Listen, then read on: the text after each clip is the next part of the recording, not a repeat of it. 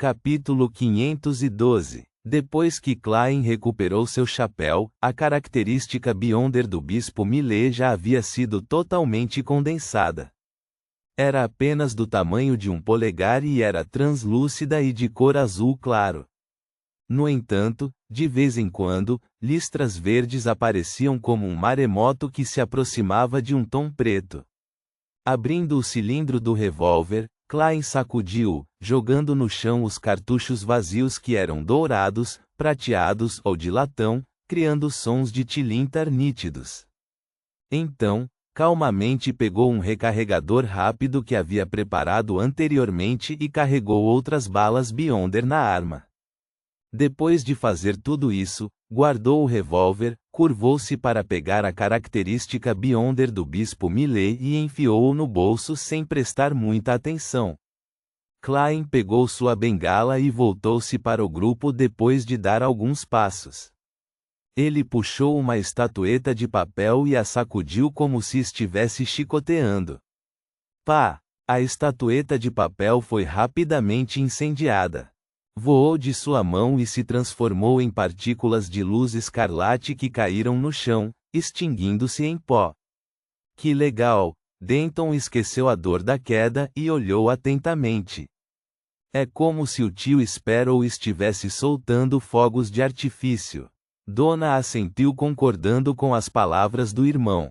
Depois de usar substitutos de estatueta de papel para interferir nas informações e rastros na área, Klein olhou na direção do caminho de volta e disse calma e concisamente: "Vamos sair." Com isso, ele se virou e se afastou em um ritmo vagaroso. Pegou o broche do sol e o apito de cobre de Azik de Eland e Danites, respectivamente. Urd e os outros não fizeram comentários inúteis, nem gritaram de dor. Eles seguiram silenciosamente atrás. Na batalha agora, eles testemunharam completamente a singularidade dos Beyonders, especialmente os poderes flamejantes de Danites.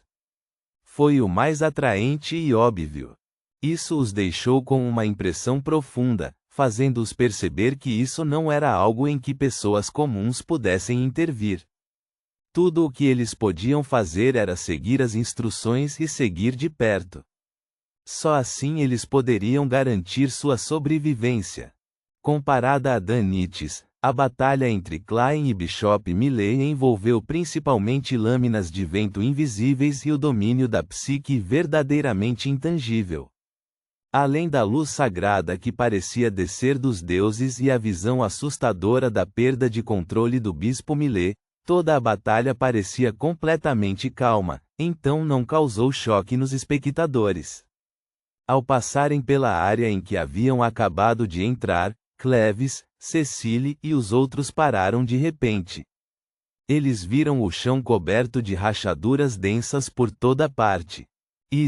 Eles entenderam instantaneamente uma coisa, que a batalha de German Sparrow com o bispo corrompido foi muitas vezes mais angustiante do que a outra.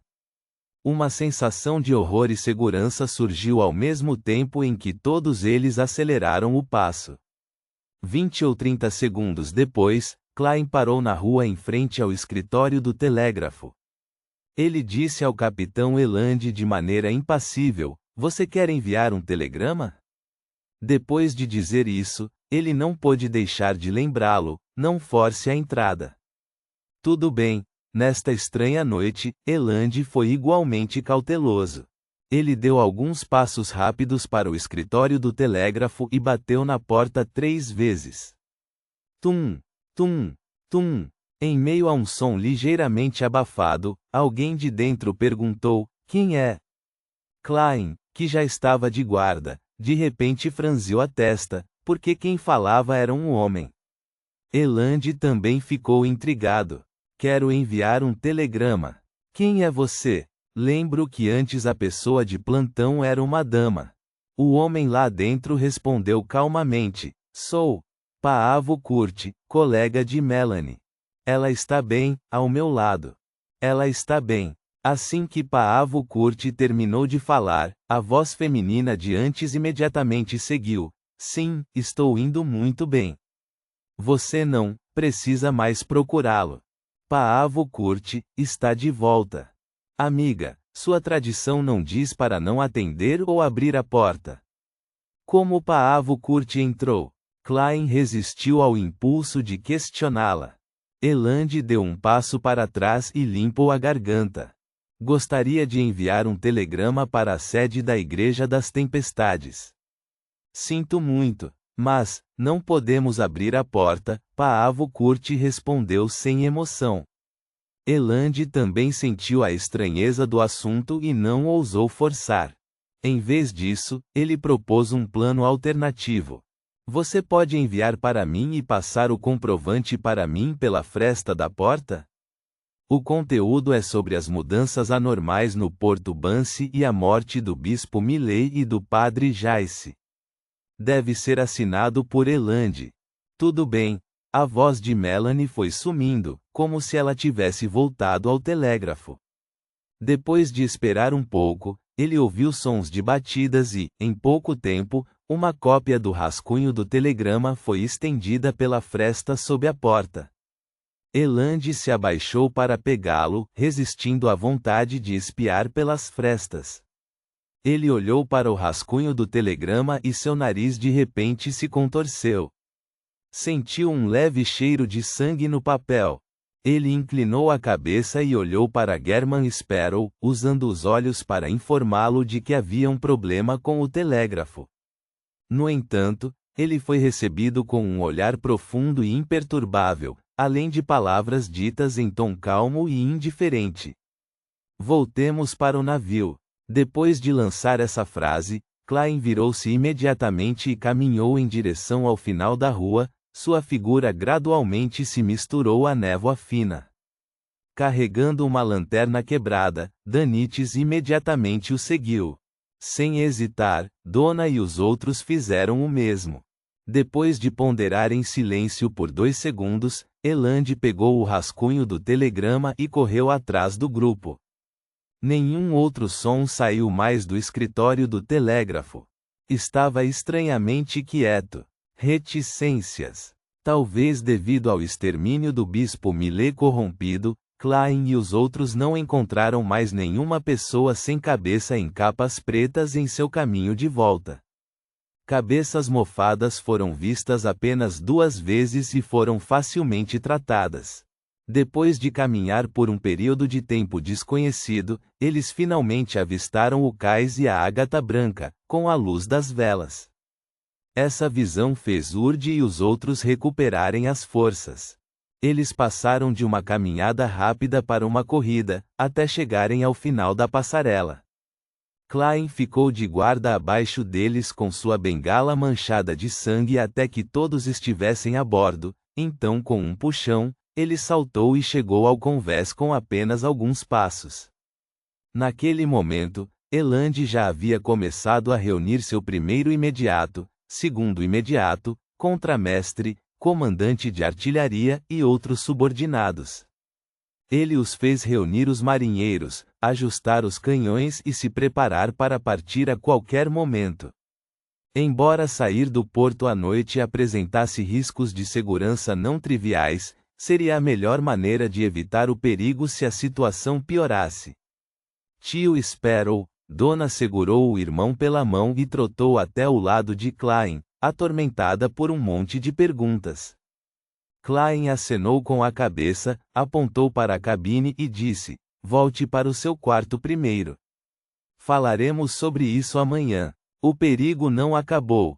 Dona assentiu obedientemente. Juntamente com Denton, ela levou o dedo indicador aos lábios. SHH. Depois que a família Brent e a família Timothy entraram no quarto, Klein foi até Elande, pegou a característica Beyonder do bispo Milley e jogou para ele. Se ainda houver punidores mandatários vivos, devolva isso a eles. A característica Beyonder deixada para trás por um bispo que poderia ser um sequência 6 definitivamente seria perseguida pela Igreja das Tempestades, e todos na Ágata Branca seriam alvo de suspeita. Klein não queria ser procurado pela potência número 1 no mar assim que zarpasse. Se nenhum dos punidores mandatários no Porto Banse sobrevivesse, e se os reforços do quartel-general demorassem um pouco para chegar, deixando Klein bastante tempo para lidar com o assunto e partir, então certamente ficaria relutante em devolvê-la e encontraria um motivo para recuperá-la. Eland pegou o objeto do tamanho de um polegar, olhando para ele com dúvida. Ele não perguntou para que poderia ser usado e riu. Não se preocupe com a investigação da Igreja das Tempestades. Vou sugerir a eles que você está comigo. Então, serei considerado um membro do MI9 pela Igreja das Tempestades? Klein assentiu sem dizer mais nada. Eland olhou para Danites e perguntou inquisitivamente, Blazing? Haha. Danites riu secamente e tirou uma folha do livro de alguém. Adivinhar? Acho que não, respondeu Eland com compreensão tácita. Com os assuntos simples resolvidos, Klein voltou para o lado do navio e olhou para o Porto Banse envolto em névoa, preparado contra quaisquer perigos ocultos. O tempo passou e o pico da montanha próximo à costa iluminou-se novamente com as luzes de uma tempestade.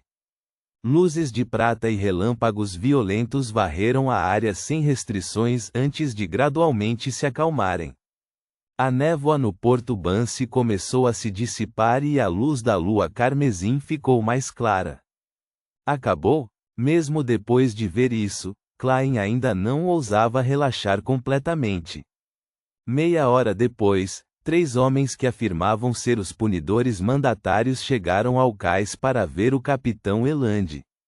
Depois que German Sparrow confirmou com uma adivinhação e uma rodada de questionamentos, Eland permitiu que os marinheiros baixassem a passarela. Os 3 punidores mandatários fizeram sinal para que a tripulação ao redor saísse, então baixaram a voz e informaram o capitão da situação. Klein não se aproximou para ouvir, mas esperou pacientemente que o assunto terminasse. Poucos minutos depois, Eland devolveu a característica do bispo Millet aos punidores mandatários e os observou deixar a ágata branca para lidar com o resto da bagunça. Ufa! Eland suspirou e veio para o lado de Klein e Danites. Ele disse casualmente com um toque de medo persistente, o assunto foi resolvido. Não há problemas. Foi realmente resolvido. Klein de repente pensou em Paavo Kurt e Melanie atrás da porta do telégrafo. Ele se lembrou de Fox, o dono do restaurante Limão Verde, e dos muitos inquilinos que os observavam em silêncio. Eland continuou, para ser específico, já se descobriu o renascimento de costumes antigos, canibalismo e sacrifício vivo, confirmando que um pequeno número de pessoas no Porto Banse havia se tornado hereges. Ele voltou correndo para a igreja e relatou isso ao bispo Millet, mas sem que ele soubesse, a pessoa diante dele era o líder dos hereges, um verdadeiro corrompido. Teve o pescoço decepado pela lâmina do vento de Millet e morreu na Catedral do Senhor. Millet estava prestes a se livrar do corpo, mas foi descoberto pelos criados, portanto, as coisas saíram do controle. Alguns dos servos foram transformados em monstros, enquanto alguns foram conduzidos pelos sacerdotes para se esconderem no subsolo. Sem nenhum meio de se esconder, Millet saiu rapidamente da catedral, reuniu os hereges e dirigiu-se ao altar no topo da montanha. O tempo mudou como resultado. Depois que os punidores mandatários recuperaram 3 artefatos selados, eles correram e se envolveram em uma batalha intensa. No processo, Millet foi ferido e escapou, enquanto o resto dos hereges permaneceu para defender o altar que acabou sendo invadido. A sede da igreja já respondeu e enviará pessoas para investigar a causa da corrupção do bispo Millet. Eu disse a eles que só conseguimos matar o bispo Millet unindo forças porque ele estava gravemente ferido. A propósito, os punidores mandatários me convenceram a fazer com que as famílias Brent e Timothy assinassem um acordo de confidencialidade. Depois de fazer um relato geral da situação, Eland soltou um longo suspiro de alívio e ocupou-se com os assuntos restantes. Klein não ousou relaxar completamente. Ele ficou no convés até que as nuvens parecessem queimar quando o sol nasceu lentamente, iluminando todo o porto. Ele viu os moradores saírem de suas casas um por um, aproveitando a luz dourada do sol, conversando e rindo enquanto se dirigiam para seus respectivos trabalhos. Porto Bansi finalmente recuperou a vida humana. Reticências. Acabou mesmo. Klein virou-se, um pouco confuso. Ele havia planejado recuperar o sono, mas somente depois que o navio partisse. Quanto a Danites, embora já estivesse bocejando há muito tempo, permaneceu imóvel quando viu German Sparrow imóvel. No caminho para o quarto, Klein viu Eland, que também não havia dormido a noite inteira. Bom dia. Estamos prestes a deixar o porto. Não há com o que se preocupar, Eland cumprimentou com um sorriso. Enquanto ele falava, o apito da ágata branca soou. Ao ouvir o som, Klein suspirou secretamente, decidindo deixar todas as suas dúvidas para trás. Ele não queria mais pensar no Porto Bansi, então acenou com a cabeça em resposta.